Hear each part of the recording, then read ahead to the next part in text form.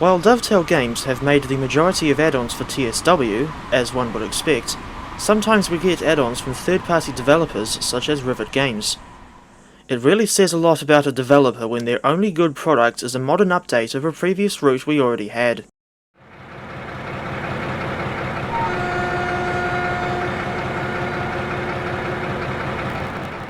Rivet's first add-on for TSW was the s-bahn BR204, released in April 2020 to supplement the main s-bahn route. While MSB is one of the better German routes in the game, for some reason we had a branch and siding in the Aschaffenburg area we couldn't access for ages because it's not electrified. By default, the only locomotives that you get with the route are the s-bahn BR146-2 and BR185-2, the latter being reused from Ruhrsieg Nord.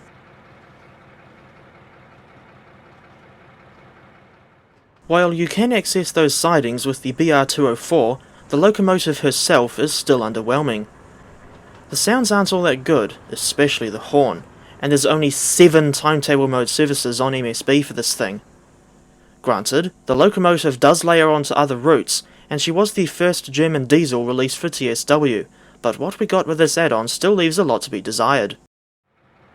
I'd also like to say that I honestly think the BR204 is a really strange looking locomotive. She's a centre cab diesel that only has one prime mover, which I didn't realise until I started looking over the model in game, and only noticed one exhaust outlet instead of 2. The cab is possibly the strangest part of this thing, because it's so tall that the side windows are above the door.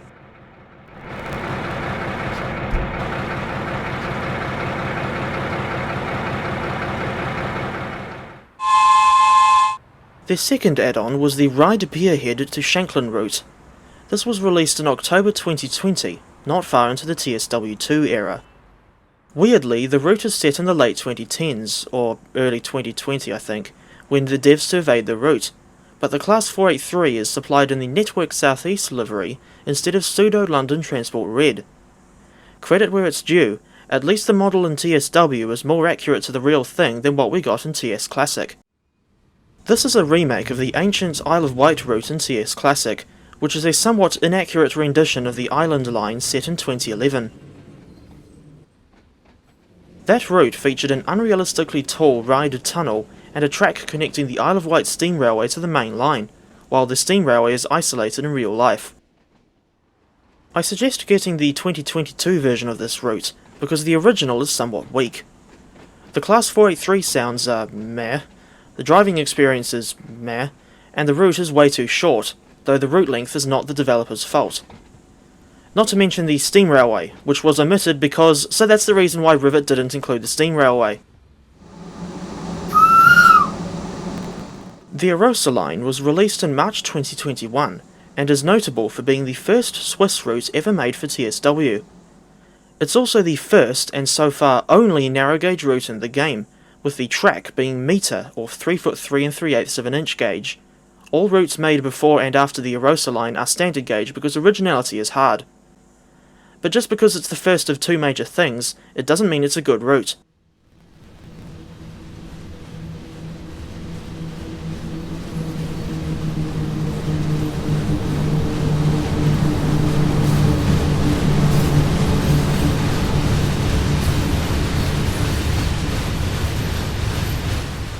The line runs from Chur to Arosa, 2 towns that are only 14 kilometres apart as the crow flies, but due to the incredibly mountainous terrain the railway runs through, it has to take a difficult and winding route to reach Arosa. As a result, the track is 26 kilometres or 16 miles long. While it's one of the shortest routes in the game, it normally takes an hour to complete because of the severe 30 to 35 km/h speed limits. The line also has a fierce rolling gradient of 1 in 17. Another weird aspect of this line is the street running section through Chur. The road traffic is borderline acceptable, but this section still feels empty and lifeless because there are no people walking around on the footpaths.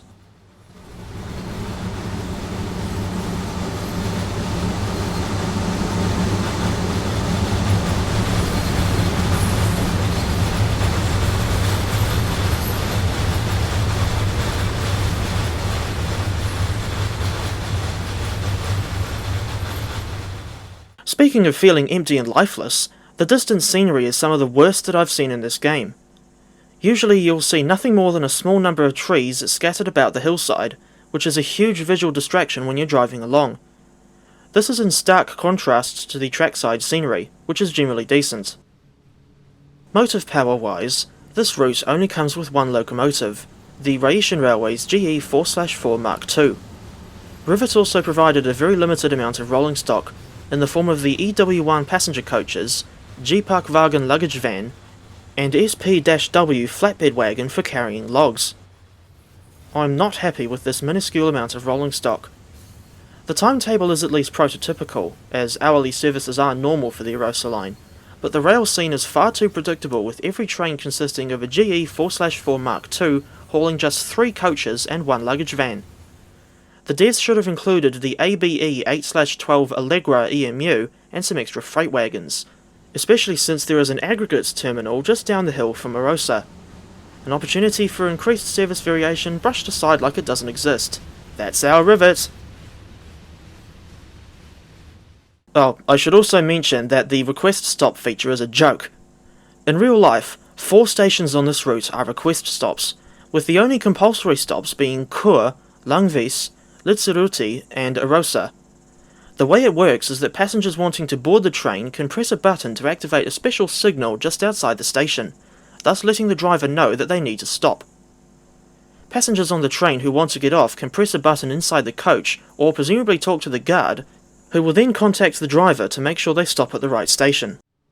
In the game, however, this request stop feature is basically not implemented at all. In timetable mode, the request stops are already added to your itinerary, when you should instead expect to only stop at Langvis and Lizzaruti unless someone requests to board or disembark at Kurstadt, Leuenkasteel, St. Peter Molinis, and Paste. Given its significance as the first TSW route that's based in Switzerland, you would have thought that Rivet would have made sure this add-on was as good as it could possibly be. But I guess we can just, as Huey Lewis said, keep on dreaming of living in a perfect world.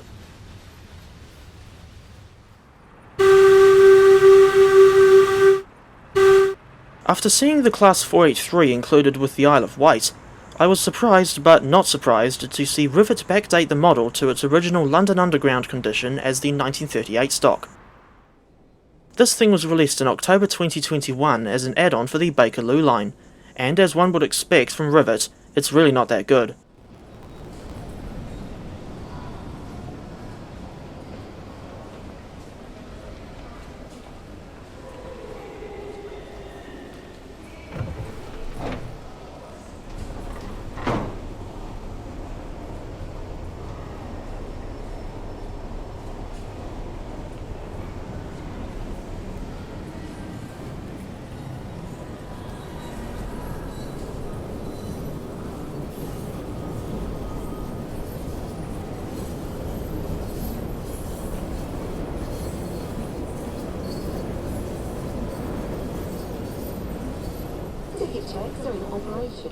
While the modelling isn't bad, and it captures the feel of an old tube train perfectly fine, the sounds are where this thing really falls apart. I also found the driving experience to not really be all that different from the 1972 stock, apart from the separate throttle and brake controls. It's a shame that Rivet's rendition of the 1938 stock is so underwhelming, especially given just how significant the real thing was in the history of the London Underground. They were the first tube trains to have all their electrical equipment under the floor instead of a switch compartment in the driving coach, thus allowing for increased passenger capacity compared to the standard stock.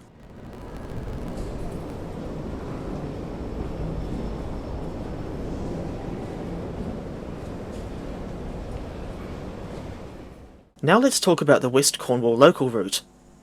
This thing was released in November 2021, and I refuse to buy it because it's one of the worst routes ever made for TSW, on par with the Long Island Railroad. I don't really care for the era it's set in, and I question DTG's decision to layer in BR Blue rolling stock from Northern Transpennine.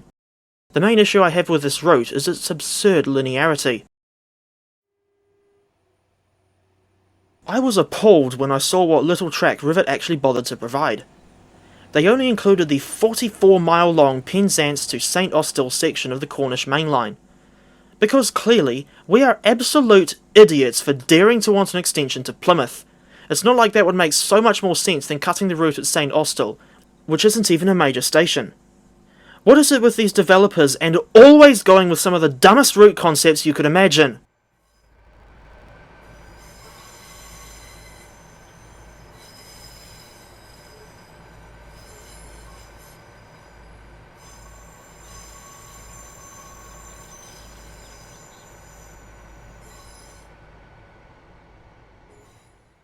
Okay, sure, you do get to branch off and go to St Ives, but that line's only about 4 miles long and it's single track throughout. But considering the presence of the St Ives branch, I am quite frankly enraged that they conveniently decided to brush aside the existence of the Falmouth branch and not bother including it, because it's not like routes need to be anything other than rigidly linear or anything.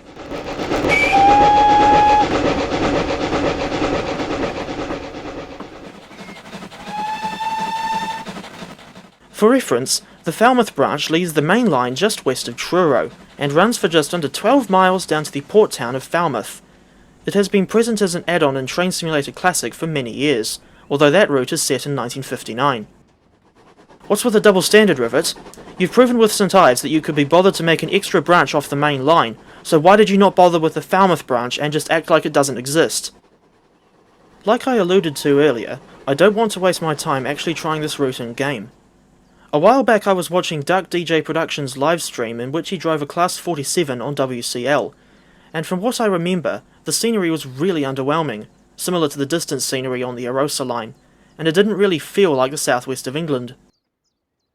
And I haven't even talked about the motive power situation. You only get the Class 150/2 Sprinter in regional railways colours, and for some reason, the Class 37 is also present. Let's do what the devs did and just brush aside the fact that we already have a 37 with the Tees Valley line.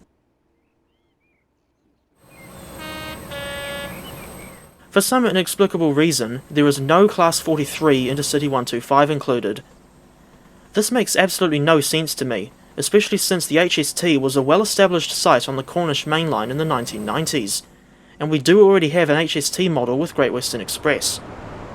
Surely it couldn't have been that much effort to swap out the MTU sounds with Valenta sounds and backdate the model to its intercity condition. In December 2021, we got the RHB Anniversary Collection for the Arosa line. This is just a pack of reskins for the GE 4/4 Mark II, depicting 5 special liveries to celebrate the significant anniversaries in the Rhaetian Railway's history. You also get a little yellow observation coach, but aside from that, there's really nothing too special about this pack. On the subject of reskins, Doubleday would do the same thing in February 2023, when they released the criminally overpriced Union Pacific Heritage Unit pack. Rather than potentially adding new motive power for the Sherman Hill route, all they bothered to include were 6 reskins for the EMD SD70 ACE. Sure, the extra liveries for the GE 4/4 Mark II and Observation Coach are nice additions, but the pack is just too overpriced for my liking. What the devs should have done is include additional motive power, such as the aforementioned Allegra EMU, or give it out for free to those who already have the route. Given how much people have to pay for these things, and how much the devs have made over the years, you'd like to think we deserve at least one free bonus every once in a while. I find it unusual how Rivet Games are the only devs who have made Swiss routes for the game so far, and yet those routes are both rubbish. S-bahn Zentrale Schweiz was released in March 2022, and it's a representation of one of the commuter lines around the city of Lucerne. As an indication of how dull this route is, I almost forgot to mention it in the video. It's yet another instance where the devs could only be bothered to make a needlessly short route, and this time it's only 16 miles or 26 kilometers long. How could anyone from Rivet or DTG look at this and think it was acceptable for release, just based on length alone? Motive power wise, this route follows a common trend of only including one train! In this case, it's the Swiss Federal Railway's RABE 523, part of the Stadler Flirt family. And of course, the first Stadler train in the game just had to be featured in such a terrible route. Looking at a map of the S-bahn lines around Lucerne just annoyed me even further. Rivet couldn't be bothered to include the entire S1 line out to BAAR, I don't know how to pronounce that, seemingly because that town conveniently doesn't exist in their echo chamber of fanboys who just blindly accept and purchase routes anyway. So what if it's in Switzerland? Whilst the country should be represented in the game, this route still sucks, solely because of its extremely short and linear nature. Part of the description on the Steam store says that there's lots to see and experience, and I call bullshit on that line. Maybe if the route was longer and included more motive power, then I would actually have the slightest bit of interest in it. Apparently there's a fancy in-cab signalling system called ETCS implemented, but after reading the reviews on Steam, it looks like it's really buggy. One reviewer even said that the S1 line out of Lucerne doesn't even use ETCS level 1 in real life, so it's almost as if the Rivet team barely understand the idea of, I don't know, respecting the source material. They might want to learn what that practice really means. If you look at Smokebox's Union Pacific 440 number 119 in TS Classic, that is an example of someone having respect for the source material. That is one of the best steam locomotive add-ons you could ever get in the game. Islands Line 2022 is the only good Rivet Games product, in my opinion. Released in July 2022, it's an updated version of their older Isle of Wight route, now including the Class 484D train and showing the route in its current condition. I've already done a full review on this pack, so I won't go into further detail in this video. Although all I'll say for now is, the ugly fictional livery on the Class 484 sort of kills the immersion for me.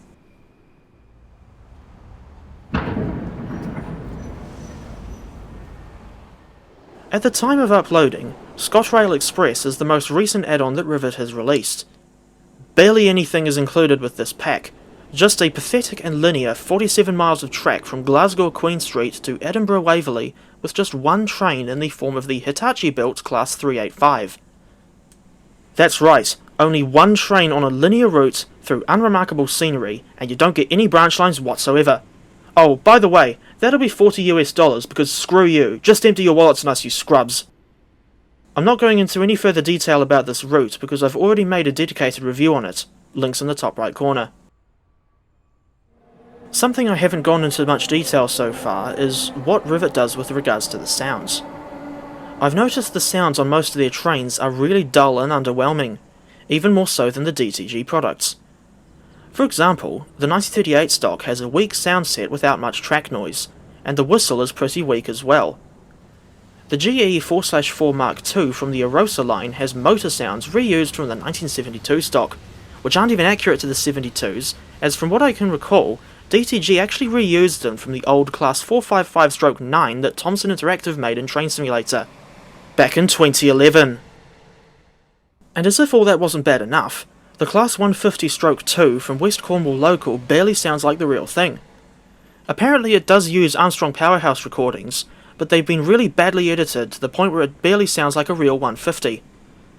Not to mention the Class 385, which barely sounded like a Hitachi train in its default state.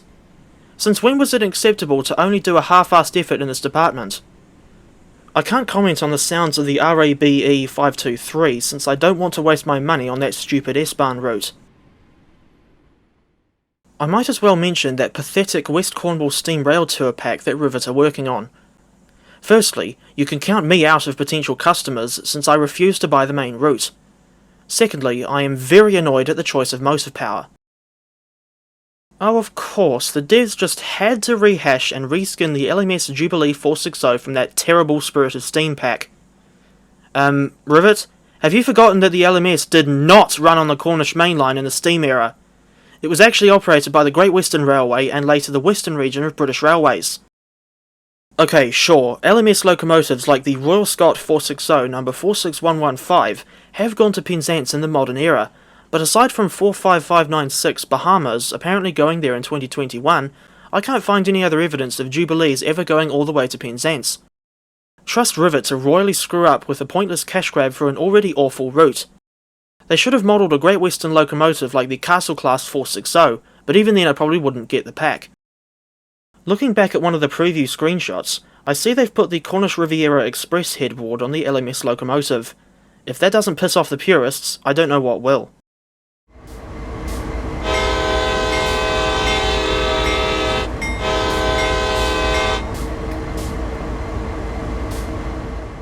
In conclusion, I think that Rivet Games are even worse than Dovetail when it comes to quality control. I don't get how their products always end up being underwhelming failures. It seems like this trend of people just blindly consuming products regardless of quality that is always present with the DTG fanboys is ramped up to 11 with Rivet's add-ons. They should be ashamed of themselves for the awful West Cornwall local, subpar Arosa line, and insultingly short s-bahn Zentral's Fates amongst other things. This last piece is a message to Rivet themselves, in the unlikely event that any of their staffers are actually watching. If you want people to continue buying and enjoying your add-ons, thus sticking around for future releases, stop making the routes needlessly short, actually take the time to get good and accurate sounds for your trains, especially the Swiss stuff, and make sure the scenery isn't rubbish! You lot are incredibly close to losing a customer in me, and probably loads of other people as well. And considering how many negative reviews I've seen of your add-ons on Steam, I'm clearly not the only one who is unhappy with your practices. And given how the add-ons are still subpar, it's almost as if you have no respect for your paying customers.